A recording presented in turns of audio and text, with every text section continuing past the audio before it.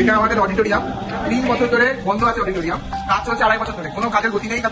আমাদের অনুষ্ঠানগুলো কলেজের প্রোগ্রাম পেজ যেগুলো আমাদের প্রোগ্রাম করতে হয় জেলা পরিষদের টাকা দিয়ে ভাড়া দিয়ে। আর আমার এরকম অবস্থা 2.5 বছর ধরে এই ফিল্টার লাগানো, তাতে না কোনো জল চলে। 3 বছর ধরে বন্ধ আছে ফিল্টার, কেউ এটা পরিদর্শন করতে আসে না, চেক করতে। এটা আমাদের ladies washroom Midnapore medical college হসপিটালের ফিজিওলজি ডিপার্টমেন্টের। এটাই one of the functioning washroom. এখন যদি বলি, এখানে কয়েকটাতে জল আসে, কয়েকটাতে আসে না। এটাতে জল আসে না, জানি এটাতে জল আসে। ওয়াশরুমের অবস্থা কিছুটা এরকম, ক্লিন বলে কিছুই হচ্ছে না, বসার মতো জায়গায় নেই। অ্যাট নোট যে এটার কোনো ট্যাপের নিচে জল আসে না।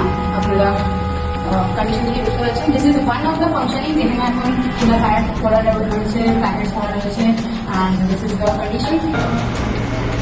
এটা এদের কলেজের একমাত্র বাথরুম। এটা মেডিকেল কলেজের স্টুডেন্ট ছেলে এখানে বাথরুম। এখানে তো দেখাও যাচ্ছে না কি অবস্থা। এখানকার এই বাথরুম সারা চুল বন্ধই থাকে, খুলে না। আর চাবিগুলো কখনো আমাদের স্টুডেন্টের জন্য তুলে দেওয়া হয়। এই আমাদের লিফট আছে মেডিকেল কলেজে, যেখানে লিফটটা প্রায় 2018 থেকে বন্ধ আছে। এটা আমাদের কলেজের LT3 এর অবস্থা।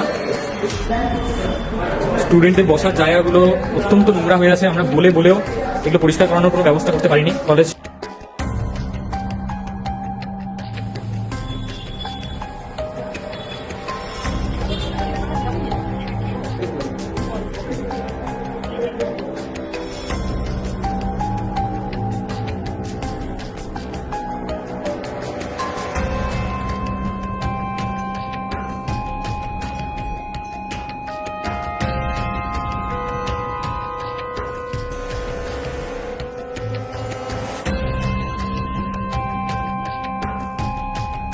আর এই অদ্ভুত একটা ব্যাপার হয়েছে, এক্সটার্নালি কনস্ট্রাকশন করেছে, এটা অ্যাকচুয়ালি একটা লিফটের স্ট্রাকচার।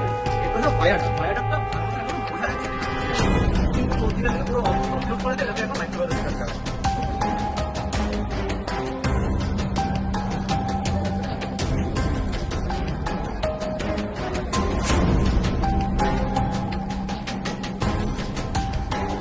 রেফ্রিজারেটর থেকে শুরু করে এই যে এতগুলো রেফ্রিজারেটর রাখা আছে, these are not working, এগুলো একটাও কাজ করে না। বাট